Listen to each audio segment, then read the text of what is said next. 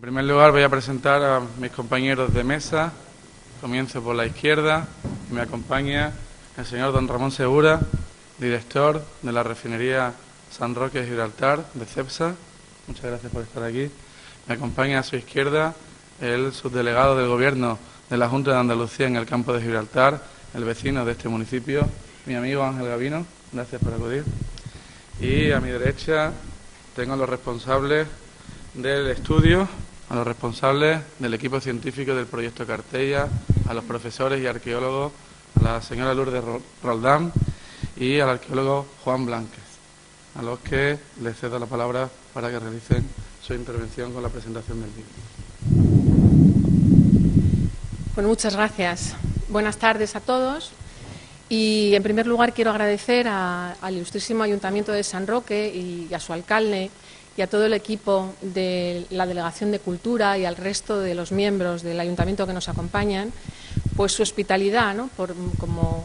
el lugar que nos acoge para la presentación de este libro,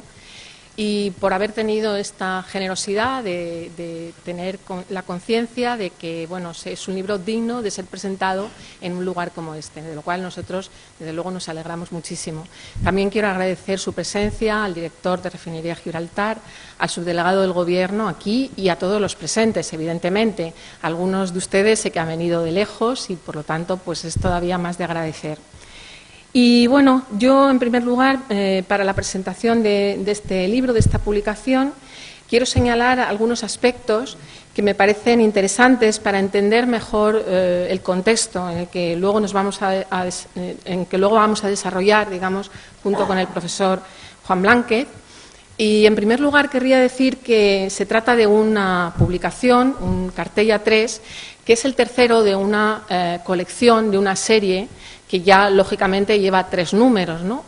Por lo tanto, bueno, esto ya es un dato de interés. Y que se trata, además, de una serie que tiene un carácter no estrictamente arqueológico, sino que es un libro de alta divulgación y pensado para los no arqueólogos también, para que cualquier persona entienda y tenga un acceso fácil a su lectura. De manera que, bueno, se trata de una obra de conjunto en la que hemos intervenido muchos autores, que es un fruto del equipo Cartella, del cual formamos parte también muchos investigadores o algunos arqueólogos,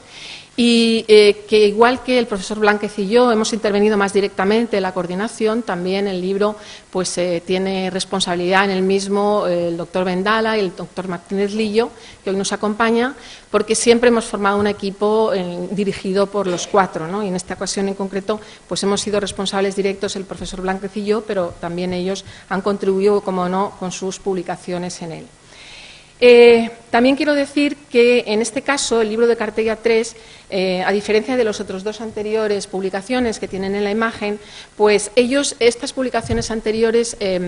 estaban centradas, el primero de ellos, en hacer una valoración, un estado de la cuestión de lo que se conocía de Cartella en el momento en que iniciamos nuestro proyecto, en 1994. Después, años después, publicamos un segundo número, el Cartella 2, ya con un conocimiento directo, y entonces lo que hicimos fue, pues, con carácter divulgativo, extraer algunos de los datos más importantes de esas excavaciones. Y este Cartella 3 tiene un sentido un poco diferente, porque se trata de una historiografía, es decir, de un memorial, de una publicación que hace referencia principalmente a algunos de los arqueólogos que trabajaron en el yacimiento antes de empezar nuestro proyecto en 1994. Ahora hablaremos de ello, pero bueno, vamos a ir poco a poco enseñándoles los diferentes capítulos de este libro. Bien. El libro, como todas las cosas en la vida, tienen un contexto en el que se entiende. Y entender el libro de Cartella 3, el memorial, las antiguas excavaciones, es entender un yacimiento que excede a lo que es una pura ruina arqueológica, porque nos encontramos, como todos ustedes saben, en lo que llamaban los antiguos, en los confines del mar conocido, en el estrecho de Gibraltar, entre 2 mares, entre 2 continentes, y en un paisaje mitificado, ¿no? Colosos, columnas, mitos, algunos trabajos de Hércules, que físicamente aquí o en la zona de Marruecos se ubicaban. Es decir, Cartella, y hoy día toda la bahía, sintetiza no una mera acumulación de ruinas arqueológicas, sino una acumulación de historia, de tiempos, de hechos, de leyendas y de sucesos, que sí encuentran su materialidad en lo que es hoy día la ciudad hispanorromana y luego Meriní y antes Almohade de Cartella. El libro de Cartella 3, entonces, en efecto, quizás como fruto de estos 17 años de colaboración con autorización de la Junta de Andalucía y con el mecenazgo de la empresa CEPSA, nos ha permitido también, y por qué no decirlo, porque nos hacemos mayores, ¿verdad?, hacemos ya como reflexiones, nos fomenta el reflexionar sobre nuestro propio trabajo y mirar hacia atrás. Y, en efecto, darnos cuenta que uno de los grandes defectos de la arqueología española del pasado siglo XX fue la escasa publicación, y Cartella no es una excepción. Desde los años 50, desde el año 52, se empezó a excavar el yacimiento de Cartella y, lamentablemente, aunque fue mucho lo hecho, fue poquísimo lo publicado. Pues bien, el libro que tenemos hoy a presentar con muchísimo gusto aquí es un resumen apretado de la muchísima información que hemos recuperado y en gran medida, en parte, hasta descubierto en fondos de museos, en fondos de bibliotecas, en legados de las familias, y que ha permitido una auténtica reconstrucción del proceso de excavación que no se limita a ser una lectura arqueológica, sino también atiende a la lectura humana. Porque creemos que, igual que Cartella se entiende en el contexto del Estrecho de Gibraltar, en el concepto del círculo del Estrecho, también las actuaciones de Martín de Santaolalla, de Chicarro y del profesor Presedo se entienden en un contexto donde el Hostal Cartella, la venta Miraflores, donde la bahía también tuvieron su protagonismo. No entender esto no sería entonces entender el libro. El libro está estructurado en sucesivos capítulos. Vamos a hacer un mero resumen que un poco, ojalá, provoque, incite el lanzarnos pronto a la lectura. Es un libro, vaya por delante, escrito por arqueólogos, más de 15 investigadores de diferentes universidades, de Cádiz y de Madrid fundamentalmente,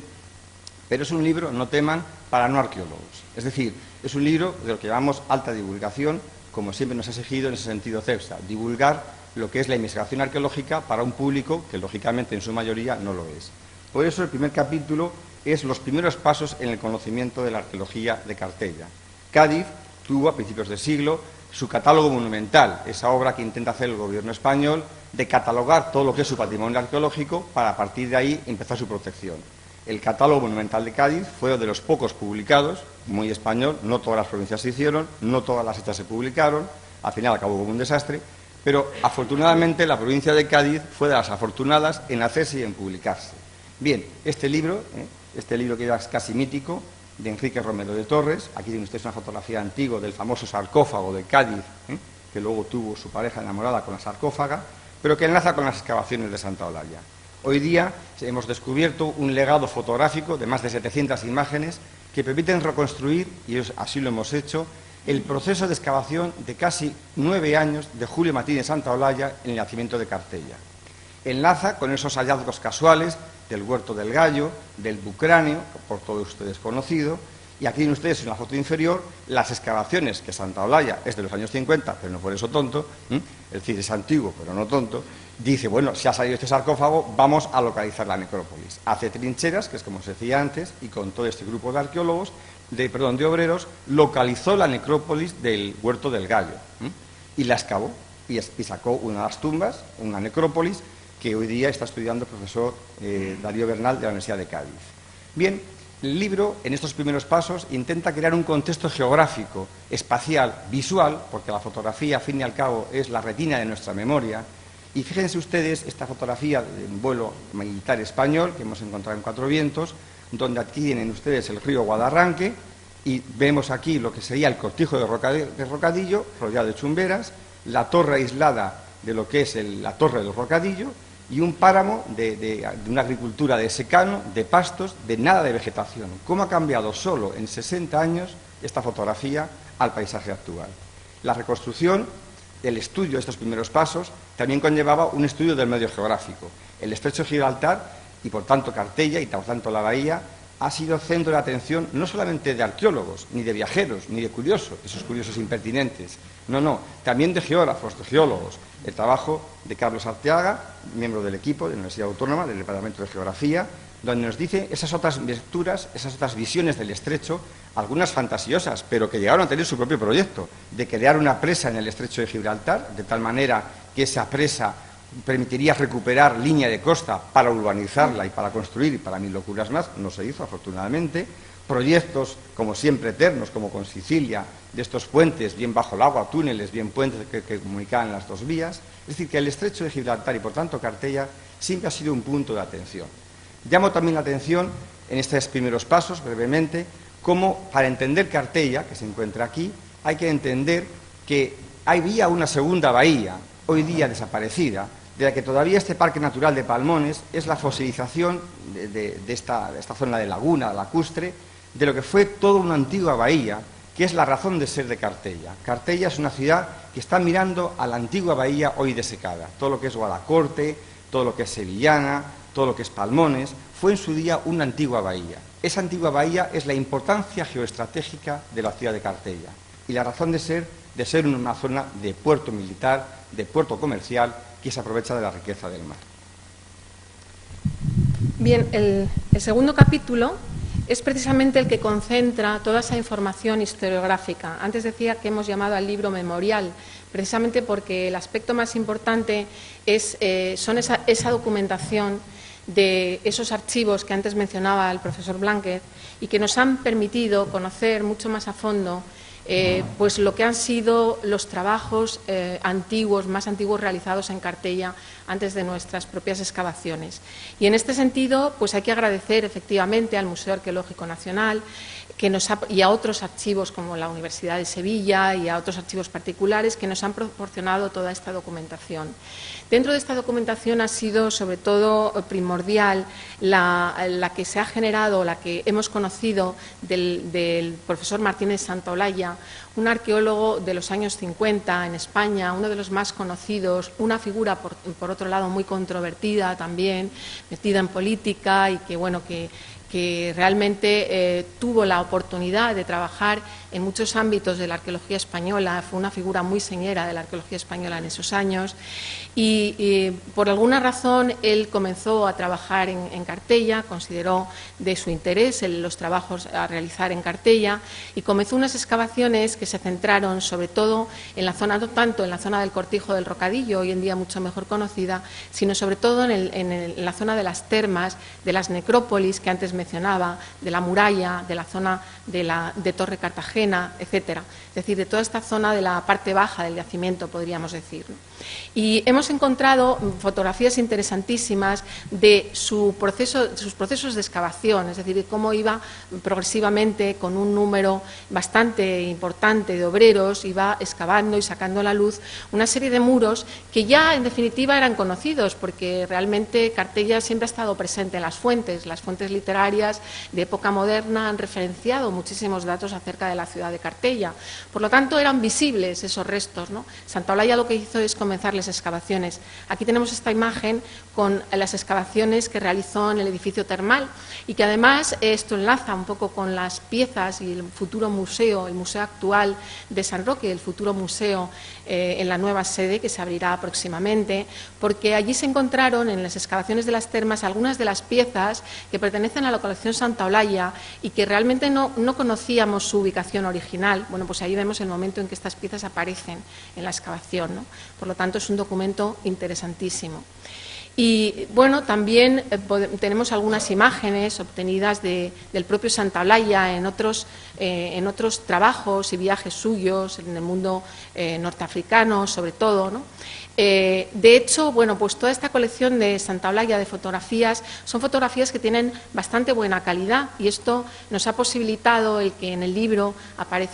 tenga esa buena calidad que siempre hemos buscado en esta serie, que antes veíamos los dos libros anteriores y este tercero, siempre hemos querido y hemos podido mantener una buena calidad en cuanto a la edición, gracias evidentemente al mecenazgo de CEPSA, ¿no? Y esto es algo a señalar por el hecho de que no suele ser habitual una colección dedicada al mundo de la arqueología de tanta calidad en cuanto a la impresión, en cuanto a la presentación, como en este caso, ¿no? Y todo ello, como digo, pues gracias al mecenazgo de CEPSA se ha podido hacer, como también es verdad que gracias al permiso de excavaciones que mantenemos ahora y al apoyo de otras instituciones hemos podido también obtener toda la documentación. Aquí vemos otras imágenes de Santaolalla en la construcción del propio chalet que hizo Noel, un íntimo colaborador suyo llamado Bernardo Sáez, que compró la finca de Torre Cartagena y allí construyeron un pequeño chalet y